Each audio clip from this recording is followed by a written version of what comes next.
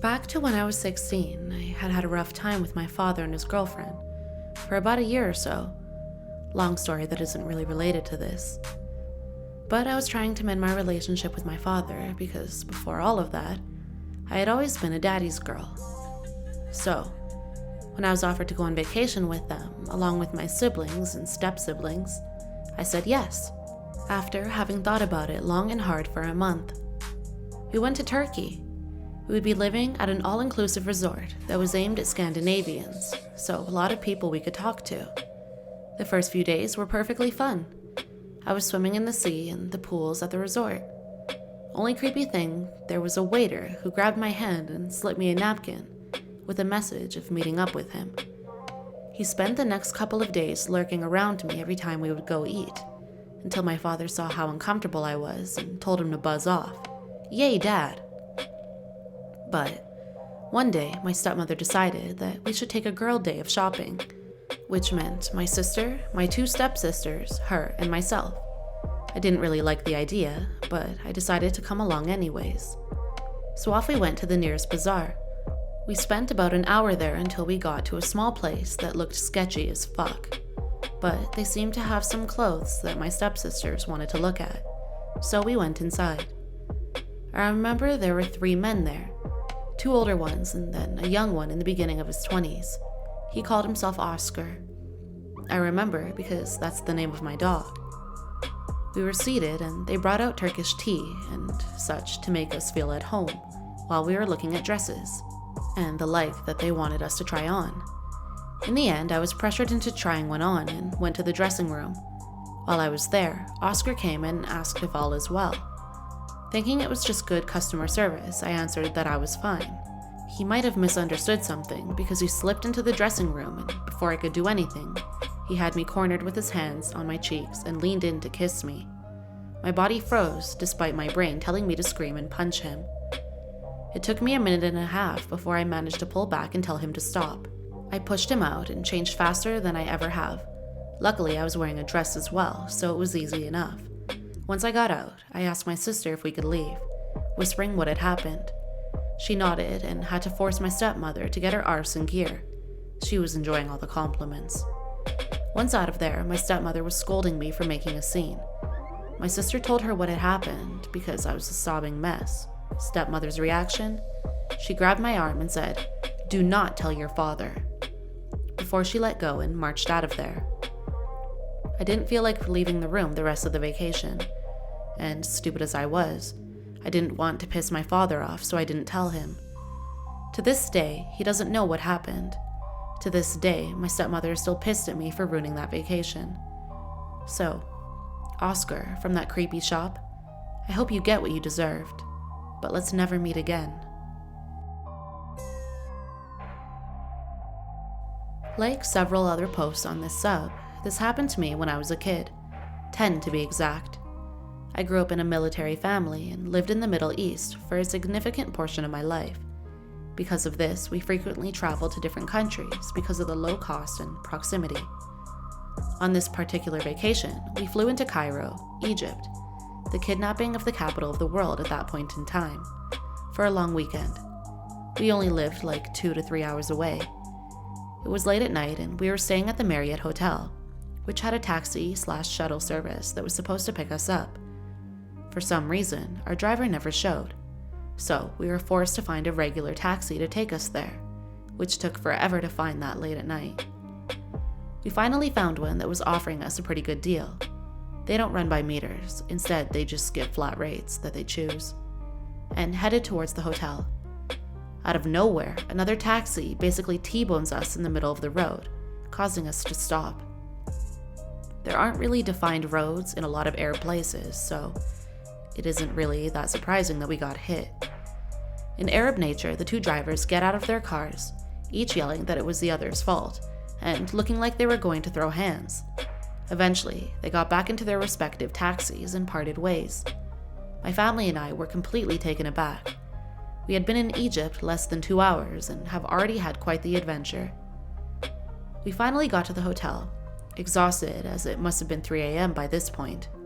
Our driver helped us get all of our bags out and settled, and told us that he felt so bad about the car accident that He offered to pick us up the next morning and take us to the Great Pyramids, which was on our agenda, for a super cheap rate. My parents agreed and decided on a time for him to come, though I can't remember when. Flash forward to the next morning. Everyone is ready for the day, excited to see how crazy it was going to be. Our driver was outside waiting for us, leaning against the car like someone in an old movie, right when he said he'd be there. I'm a blonde-haired, blue-eyed girl that had a deep tan at the time, and being in Egypt, that was a rare sight. When the driver saw me in the daylight, he gave me the creepiest, most unsettling look that sent chills down my spine, even as a 10-year-old. I knew something wasn't right with him. Nonetheless, we got in the taxi and headed towards the pyramids. He continued to try to talk to me and joke around with me the whole ride, something I found to be extremely creepy, and bold since both of my parents were in the car. We got super close, and there's an entrance that people can go through and walk the long distance to the pyramids, and there's an entrance that taxis can go through. You have to pay to see them. Strange, but true. Our driver keeps making jokes about my blonde hair and blue eyes, and bringing up that he could get me into the pyramids for free, so my parents wouldn't have to pay the extra ticket price. We laughed it off, and my parents paid him, said thank you, and began to exit the taxi. I don't remember how it happened, but at some point, after I got out of the car, he did too, and directed me towards his trunk. I was confused and thought we had forgotten something, so I stayed behind as my parents walked towards the gate to get whatever I thought we had left. The driver pops the trunk, but there wasn't anything in it. He grabbed my arm and put a hand on my back, trying to push me into the trunk, and said, "I'm getting you in for free," over and over again as I resisted. Naturally, I freaked out and screamed out to my mom and dad at the top of my lungs, terrified. When they heard me and noticed I wasn't behind them, they started sprinting back to the car. When the driver heard me scream, he immediately let go of me, closed the trunk, and drove away just as my parents started to run to me. I was crying, my eyes out, terrified out of my mind, knowing that an Arab taxi driver tried to put me in his trunk and drove away the second I screamed for help. It's scary to think what could have happened to me had he been stronger and more prepared, or faster. He is the reason that I am still terrified of taxis, Ubers, Lyfts, and any car service of that nature. So, Egyptian taxi driver, let's never meet again.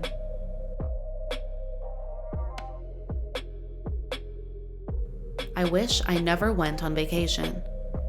I've always thought about taking a trip to Alaska, but I never got the chance while being so caught up with work. I got the perfect chance for this once the pandemic hit. A little about me. I'm a 24-year-old guy. I'm a doctor in a hospital in British Columbia. Back to the vacation. I called my dad and brother and told them that we're going on a vacation to Alaska. Their response was typical of them. Alaska? Couldn't you have picked the Maldives or something? It's freezing over there. I replied, yes it is, but it's worth a shot. Exploring there would be so much fun. They reluctantly agreed. We packed everything we needed, warm clothes, jackets, gloves, the essentials. I also made sure to pack a satellite phone that I bought a few years ago. This would come in very handy in the near future. I booked a room in this rundown hotel, somewhere in Anchorage. It looked very, very old, but I was too excited to care for that. Once we got there, I immediately felt chills run down my spine. I felt a sense of fear and dread like never before. I brushed it aside, thinking I'm just nervous being in a new place. This place was odd. There were 3 rooms, one on the left and one at the end of the hallway, and one on the right.